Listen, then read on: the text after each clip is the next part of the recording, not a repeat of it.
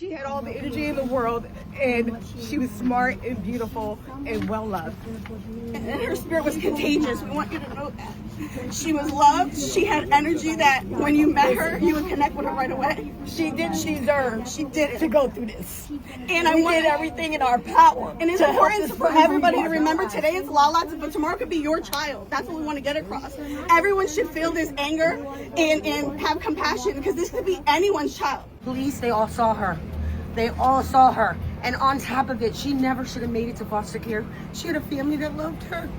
She was my baby.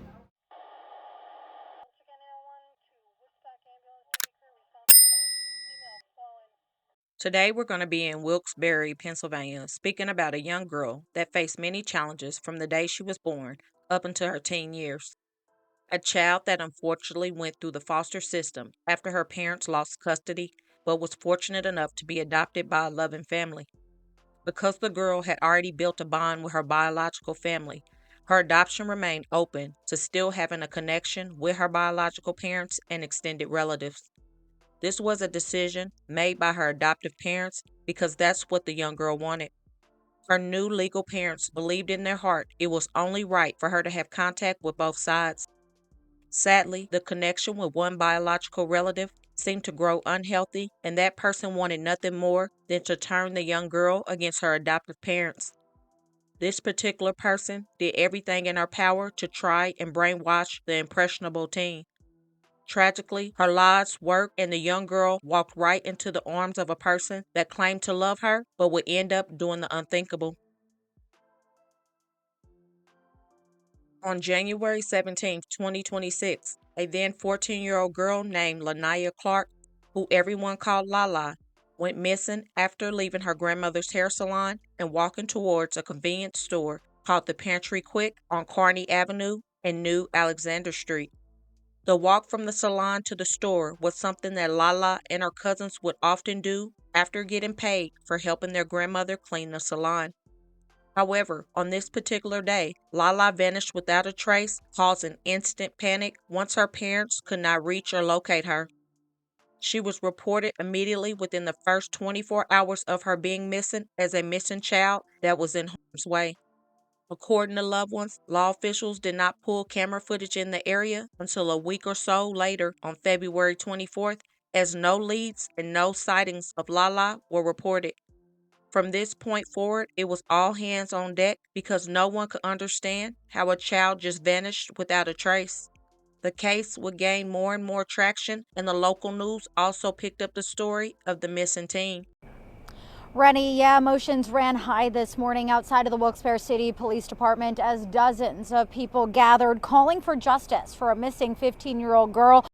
Police say a 15-year-old, Lenya Clark, known as Lala by those who loved her, was last seen at her home in the city back in January. The missing teen is also deaf and was officially reported missing 2 weeks ago. The town needs a sense of urgency. I recently lost a child myself, so I understand that every minute counts. And I think we hold people accountable. People need to be held accountable for every second. Every second counts. To get a better understanding about Lala's past, let's go over some facts about her life. Lenya Clark was born on January 26, 2011 in Flint, Michigan. She spent her early childhood with her biological parents and siblings. Although her parents loved her deeply, circumstances led to her being removed from their care. In 2018, Lala was placed with the Clark family, and from that moment she arrived in their home, she made an unforgettable entrance. On March 17, 2020, Lenya was formally adopted by the Clark family. That day was one of the happiest days of her life. She proudly wore a shirt that said Team Clark on the front and no takebacks on the back, a phrase that perfectly captured both her humor and deep sense of belonging she felt with her forever family. Again, even though she was officially adopted, she still had contact with her biological parents and extended family members. Her biological mother lived in a different state, and as for her biological father, he tragically passed away in March of 2022. Lala and her father still shared a special bond through everything, and the both of them being born deaf made them even closer. Another person that was just as close to Lala was her aunt, Bobby Jo Edsel, Joseph's sister, who was also deaf too. Bobby Jo was particularly close to her brother, and when he passed away, she promised that she would always make sure Lala was loved from her biological side of the family.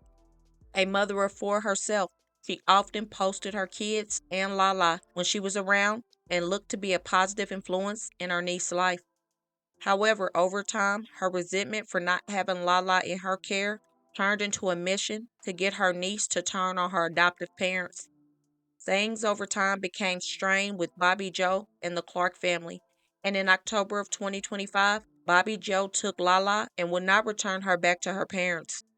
According to loved ones on the adoptive side, Lala was missing for a week before they could locate her, and Bobby Jo allegedly took her hearing aids, turned off her location on her phone, and was intimidating her. Then it was alleged that Bobby Jo was mistreating and harming Lala, so her adoptive mother immediately filed for a PFA, a protection order, on the aunt.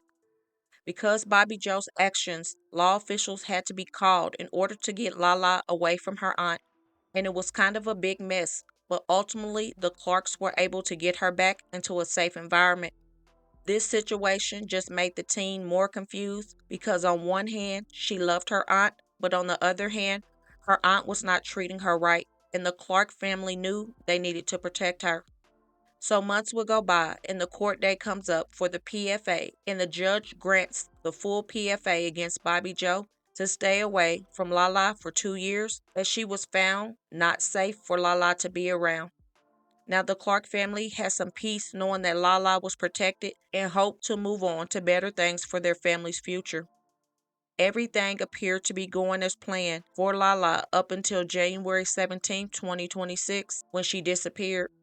Family on the biological side and the adoptive side were searching for her, and Bobby Jo did not hold back her feelings about her niece being missing. On January 21st, 4 days after Lala disappeared, Bobby Jo wrote, "My emotions have been unexplainable ever since this stupid PFA was finalized, and with all of my heart, God and my angels definitely know it's bothering me and her big time, no questions. Now my whole world feels so shattered to know what is happening. Everyone might wonder why I ain't saying anything, share, or help find, or whatsoever. I absolutely can't at all. The PFA ties my hands down completely, and it's effing insane. It was finalized on January 13th, only 4 days ago, and then this happens. My heart at this moment is just absolutely heartbroken, scared, and worried. My head is everywhere. I just want to throw up. That was my baby girl, and nobody effing understands how she truly effing feels, period, and how much she adores me. And y'all think PFA had no mental or emotional effects on us? The F it did, period. People are so selfish to destroy other mental health. I just want to throw up.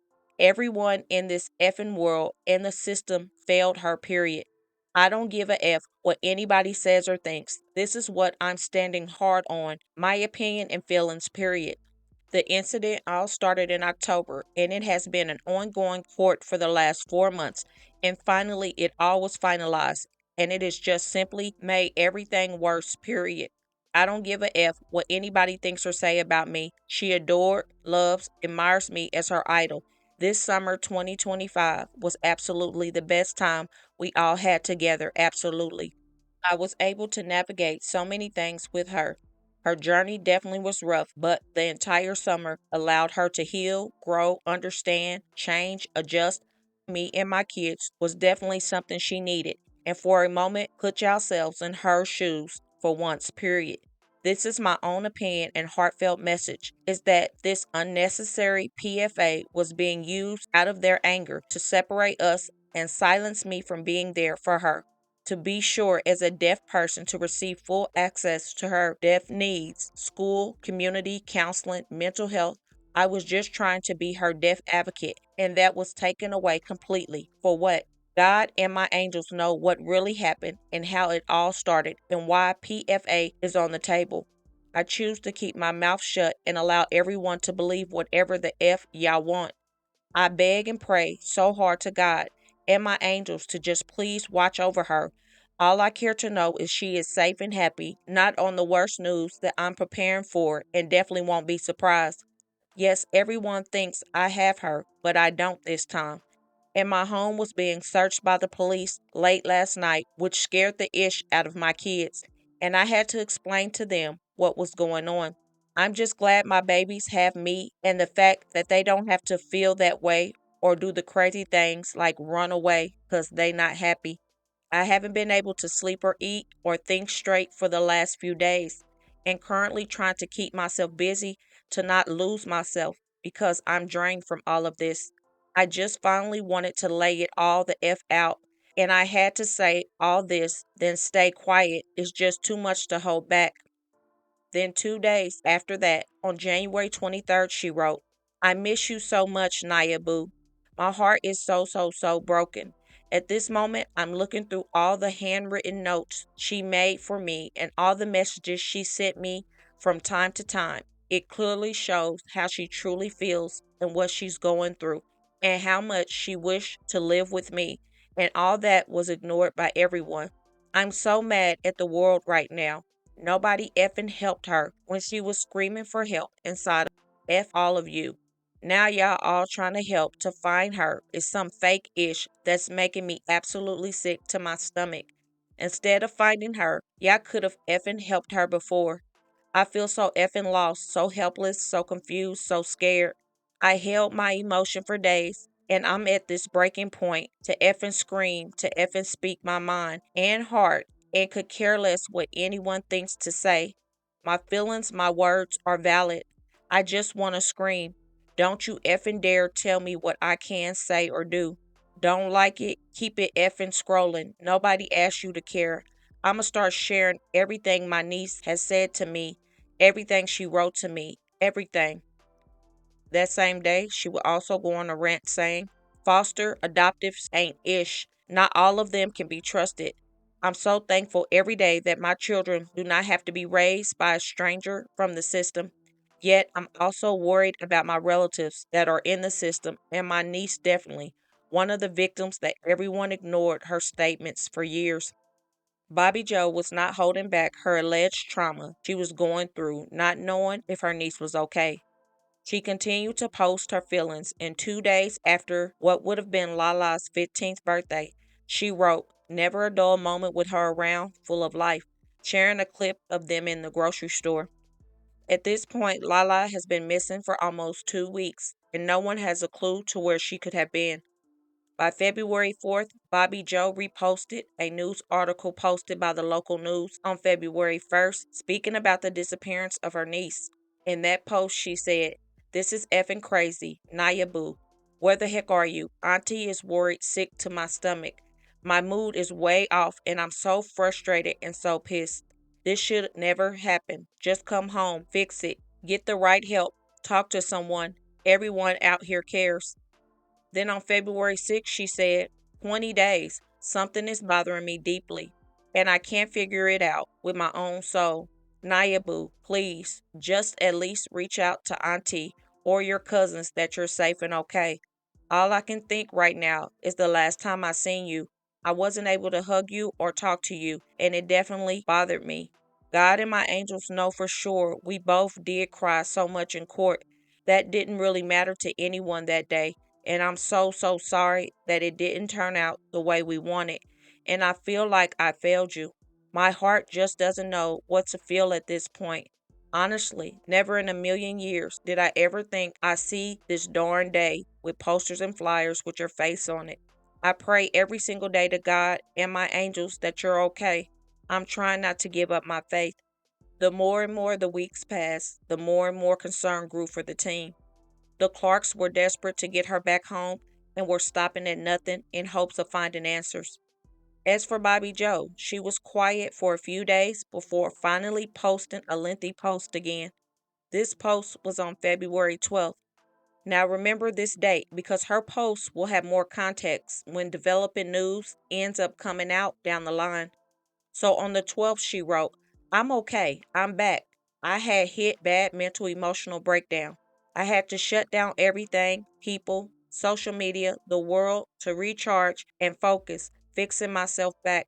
I'm okay now. The hardest part was that I had to drop my babies to my friends. I didn't get to see my baby boy for his birthday. So happy to have my babies with me again. I am so grateful that they are very understanding and loving kids that they allowed me to be alone, recharge, fix myself. This whole ish really got the best of me with multiple messages, multiple accusations, multiple downgrading. I couldn't fake it no more, and I know my own self that I was at the breaking point where I had to be alone and recharge. It was something I definitely needed. I feel better than I did. Stay focused, stay positive, have faith in God. Now, going forward, she didn't say too much more about her niece, but she did share a post from Lala's Legacy Facebook page on February 14th and February 18th. That same day on the 18th, she also goes on a video rant saying F everybody, quit judging her, and that the system failed her niece. Now, behind the scenes, detectives were still working the missing person case, but on February 21st, 2026, those who really love Lala received some terrible news. Her body was found with no clothes on at all in the snow behind a garage off of Old River Road. A laugh that was known to everyone, remembered by former classmates and family alike. She was really funny. She'd always make up some type of jokes to make people laugh. It was contagious. It surely was contagious. Once she started going, you couldn't help but laugh with her too. And then her smile, she had the most prettiest smile, I swear. Investigators are still working to determine how Lanaya's body ended up behind a garage along Thayer Street in Wilkes Berry. The 14-year-old, who was deaf, was reported missing back on January 17th. Her body found more than a month later. Questions still surround her disappearance and death. This was definitely the worst possible news for the Clark family and for everyone else that knew and loved Lala. After her remains were found, the investigation quickly sped up, and on the 26th of February, her aunt Bobby Jo was arrested for corruption of a minor because it was determined that she allegedly had been helping Lala run away. Aunt of a murdered teen behind bars in Luzerne County facing corruption of minors charges. Investigators picked up Bobby Jo Etzel in Maryland last week. Prosecutors say Etzel encouraged 15-year-old Lanaya Clark to run away from her adoptive family and help conceal her whereabouts. Even with her aunt's arrest, no one had been charged for taking the teen's life, but the detectives were putting together everything, and the information that they would eventually put out in the coming months was explosive.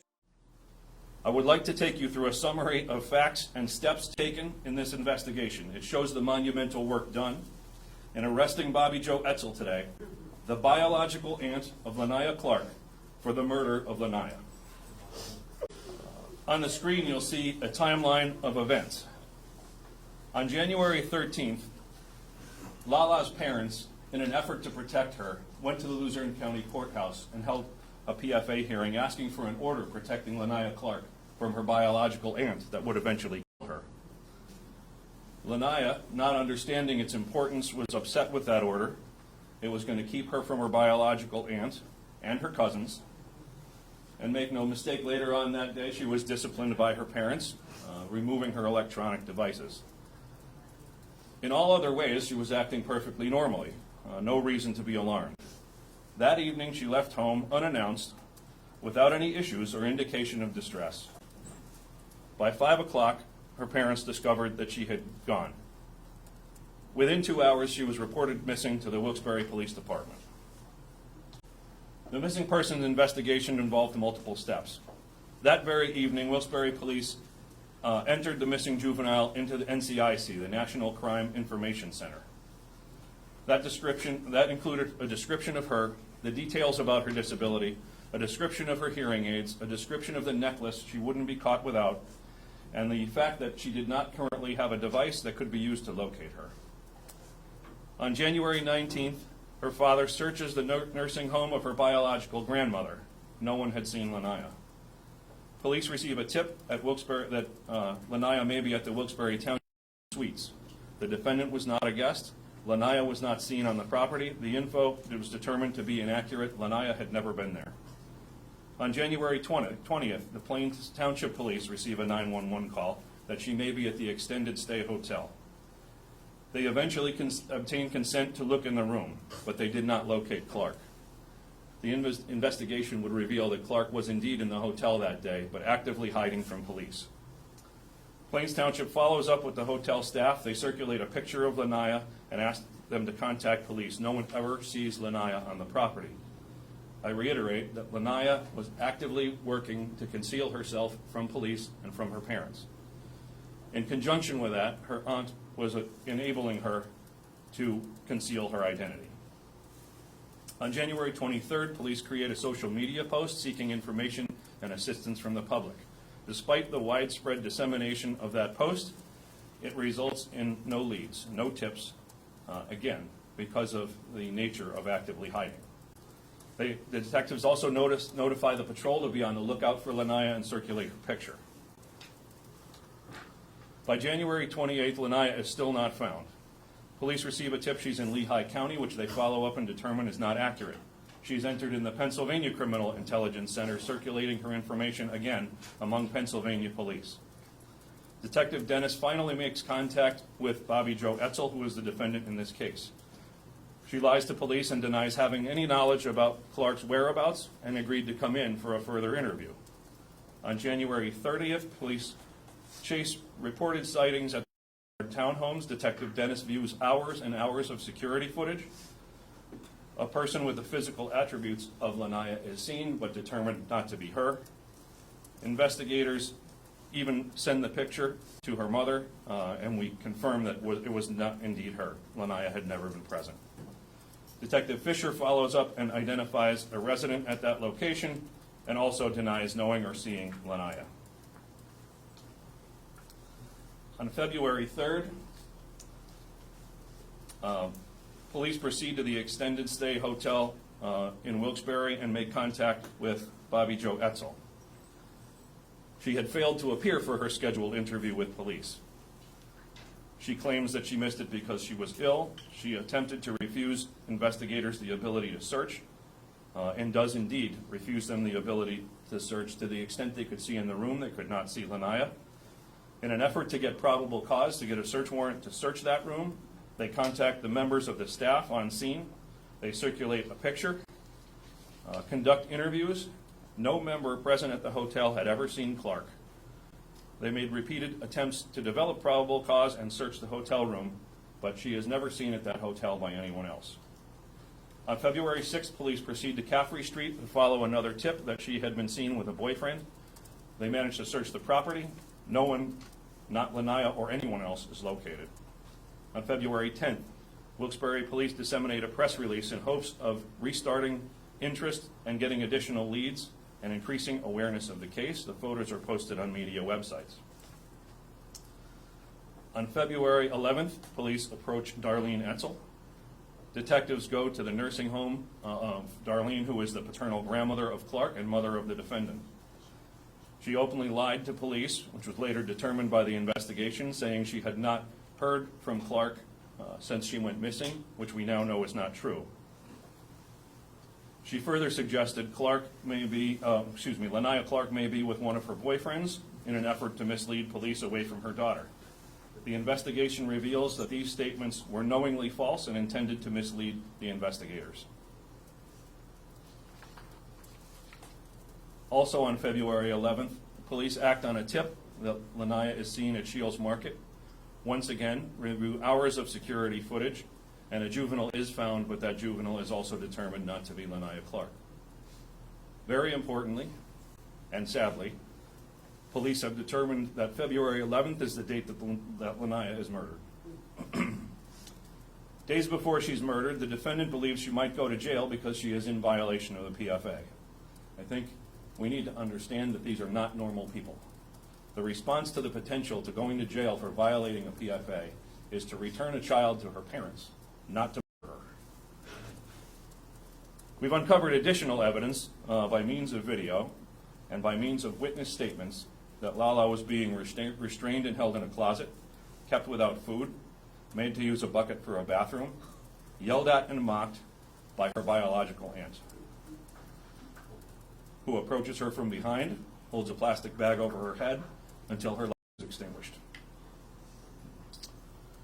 Nonetheless, no one knowing that this is occurring, the police continue their missing persons investigation, and not knowing none of their actions could save Lala.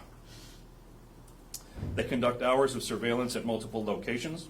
They speak with Lala's biological mother out of state. They search various people's phones. They interview a live-in girlfriend of Antoine in the hopes that she or her children may have obtained some information that could help. They take video from the day of Clark's disappearance in an attempt to ascertain in which direction she went, and eliminated many directions by means of seeing cameras, but it never leads to her destination. On February 21st, police receive reports that a body is found behind a garage on Thayer Street. It's a garage rented by her adopted father, Antoine, which of course points in his direction. The question is whether this was an intentional act or merely a coincidence. At the scene, to which the detectives, Wilkes Berry Patrol, Luzerne County detectives, and Luzerne County's lawyers, including myself, approach, we find a body left in a pile of snow.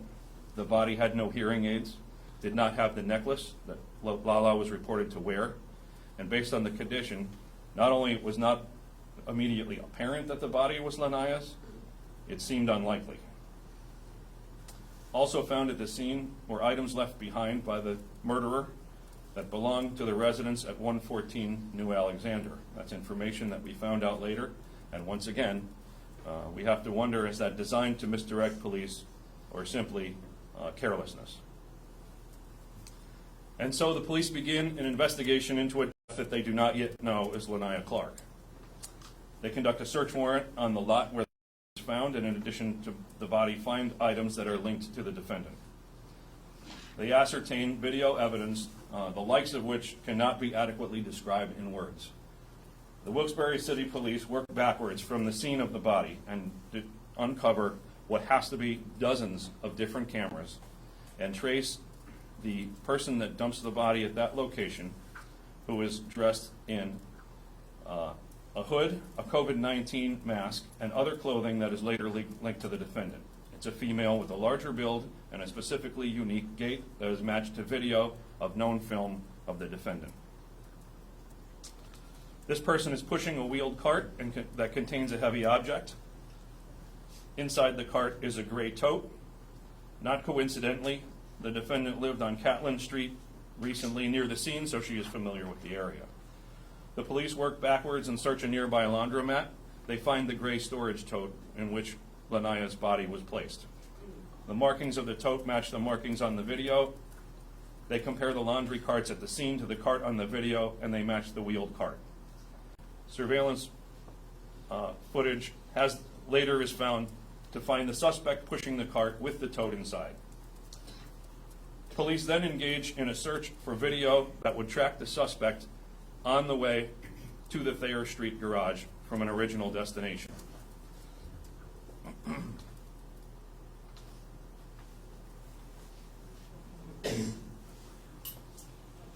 These are images from some of the video found by police of the perpetrator that leaves behind Lala's body at the Thayer Street garage.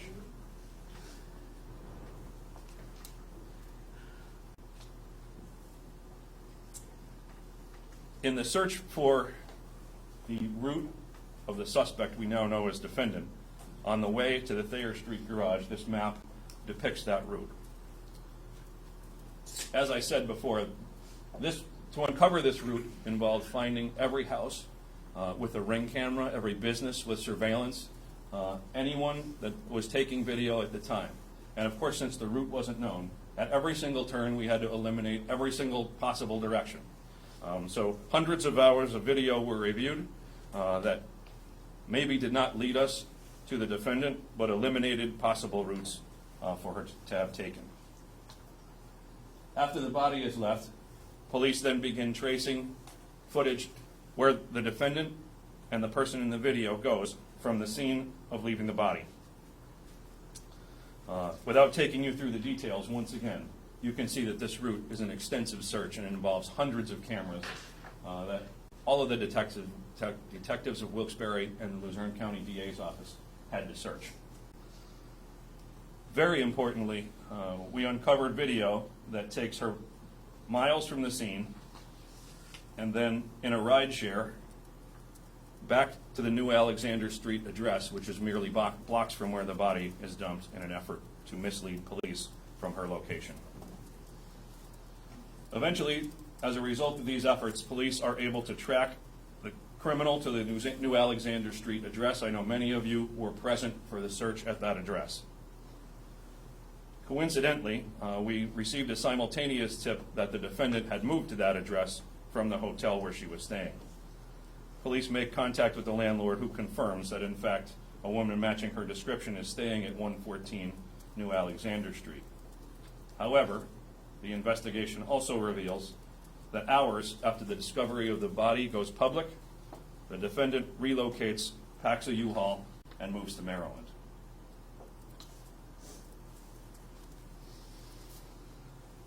We conduct a search on New Alexander Street. In a dumpster to the property, we find clothing matching the suspect.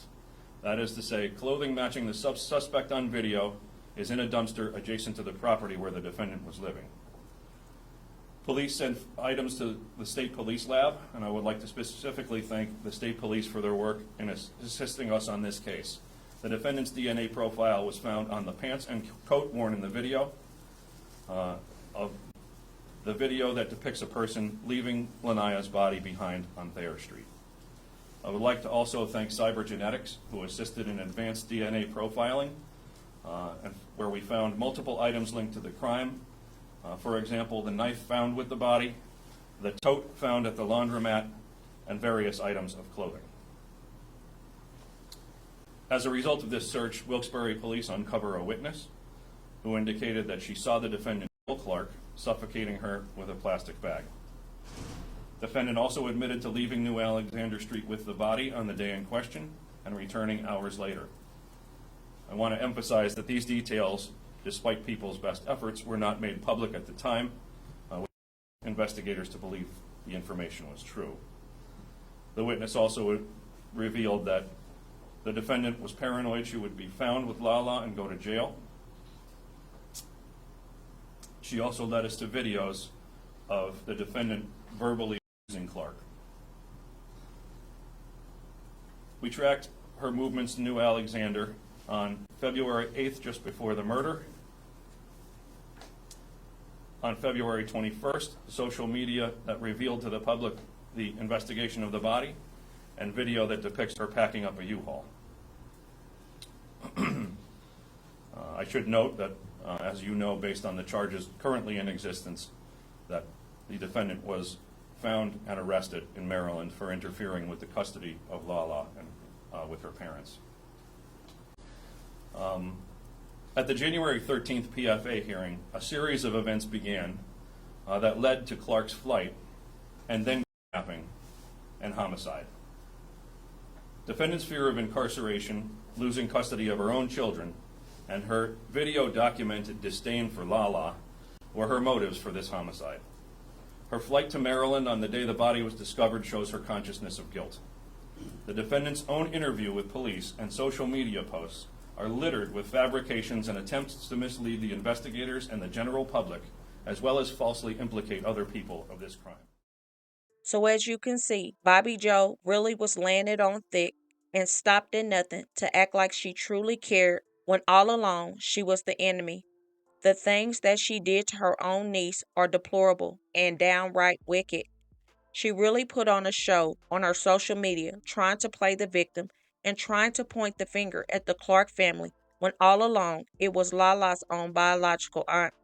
And if you remember, I said, don't forget the post she did on the 12th, because as they said in the news conference, she took her life on the 11th. And in that post on the 12th, the very first thing she said was, I am okay. I am back. Bobby Joe was okay with what she did, and something in her mind felt justified in taking the life of her own brother's daughter, a brother that she was so close with, and it is very disturbing. Lala was said to be opinionated, fearless, and full of energy. She made her presence known immediately and commanded the full attention of everyone around her. It did not take long for her personality and spirit to leave a lasting impression on the Clark family and all who knew her. She carried big dreams in her heart. She hoped to one day become an American Sign Language interpreter, helping bridge the communication in the deaf community that she loved so much. Now she is forever 15, and that should not be the case. Her life mattered, and she should still be here. My thoughts and prayers go out to all of her loved ones, family, and friends, and I pray that full justice is served sooner than later. Don't forget to let me know your thoughts. Also, don't forget to comment your prayers for everyone involved and hit that like button and share to make your people aware.